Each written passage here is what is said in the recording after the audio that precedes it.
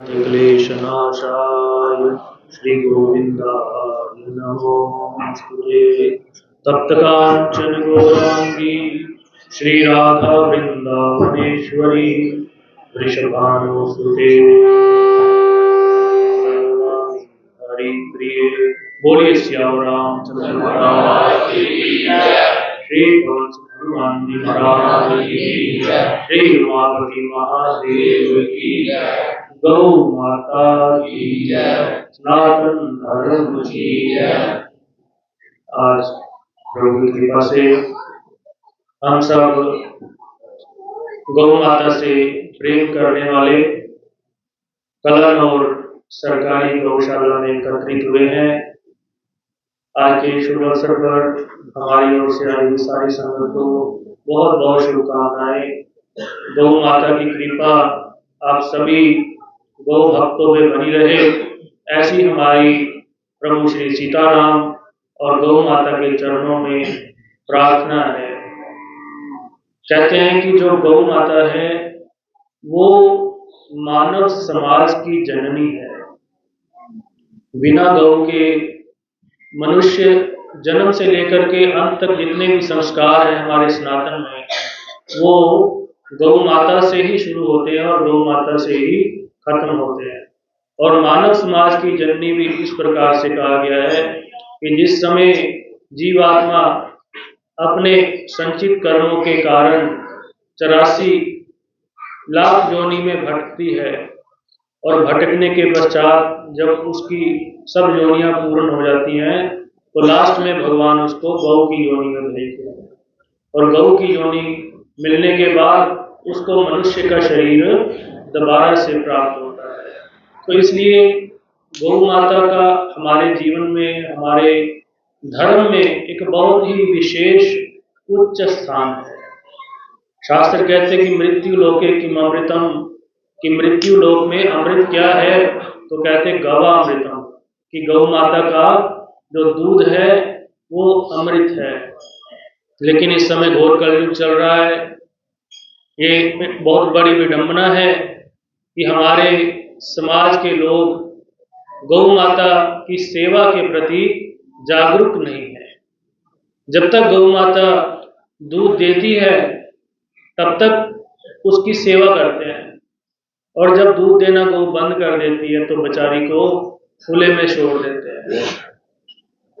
और समाज में बहुत ही ऐसे कम लोग हैं जो आर्थिक रूप से भी इतने समर्थ हों कि वो गौ को बांध करके उसकी सेवा कर सके। और ऐसे में एक ही विकल्प बचता है, वो क्या होता है? होता है गौशाला। वो उसको गौशाला में दे करके आते हैं। सो हम सबका एक दायित्व बनता है कि जहां जहां भी गौशालाएं हैं वहां पे हमें ज्यादा से ज्यादा सहयोग करना चाहिए। गौशाला के पास इतना धन होना चाहिए कि गौशाला वालों को टेंशन पड़ जाए कि हम इस धन का कहां पे उपयोग करें। अगर किसी गौशाला में 500 की कैपेसिटी है तो उनके पास इतना धन होना चाहिए कि वो 1000 की कैपेसिटी के लिए क्षमता हो उनमें। लेकिन दुख की बात यह है कि हम अपने परिवार में जब कोई फंक्शन होता है तो पानी की तरह पैसा बहा देते हैं, है ना। शादियों में आपने देखा है लाखों करोड़ों का बजट होता है। 2-3 घंटे के फंक्शन के लिए लोग करोड़ों रुपया जो है वो लगा देते हैं। चलिए, वो भी अगर किसी की इच्छा है वो करे, वैसे तो नहीं करना चाहिए। पैसे की जो है वो वेस्टेज है।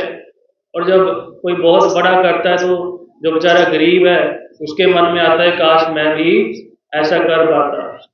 और जब बहुत बड़ा बड़ा फंक्शन करके लड़की वाले दान पुण्य जो दहेज देते हैं, उससे भी समाज में एक गलत जो है वृत्ति का जन्म होता है, दहेज प्रथा का जन्म होता है। सो हमें उस समय ये सोचना चाहिए कि जो हम ये लाखों रुपए खर्च कर रहे हैं अगर इसका 10% भी हम गौ माता के नाम पे निकालें तो हमारा ये जन्म ही नहीं, अगला जन्म भी सफल हो जाएगा। सही बात कि नहीं?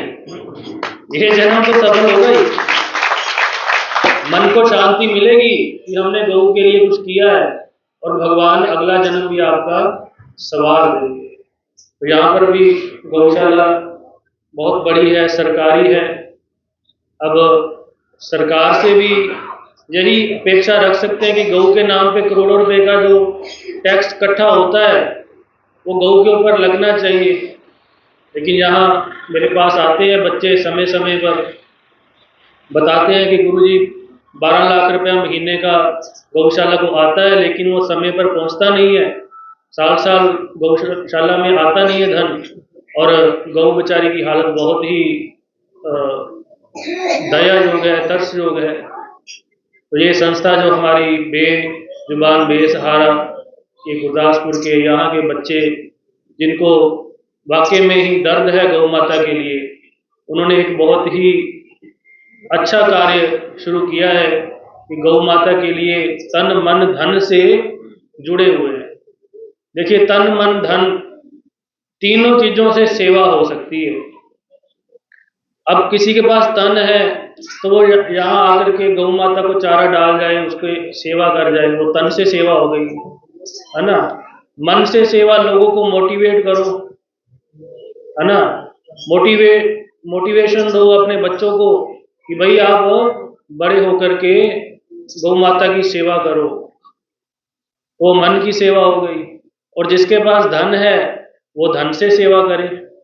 तो तन मन धन तीनों से ही यदि सेवा होगी तो हमारी जो गौशाला है उसमें गौ माता बहुत ही काफ़ी गौएं, जहाँ लगभग मुझे बताया गया कि 600 की गिनती में गौएं हैं। तो ये बहुत ही पुण्य का कार्य आप लोग कर रहे हैं। तो हम सबको भी इसमें यथाशक्ति योगदान अवश्य देना चाहिए। यहाँ कलानौर के जितने भी लोग हैं, गुरदासपुर के जितने भी लोग हैं, सब खूब बढ़ चढ़ कर के इस जो पुण्य का कार्य ये लोग कर रहे हैं, इसमें से आप सभी बढ़ चढ़ के योगदान दीजिए। इतना ही कहते मैं अपनी वाणी को विश्राम दूंगा। बोलिए सियावर रामचंद्र महाराज की, गौ माता की जय।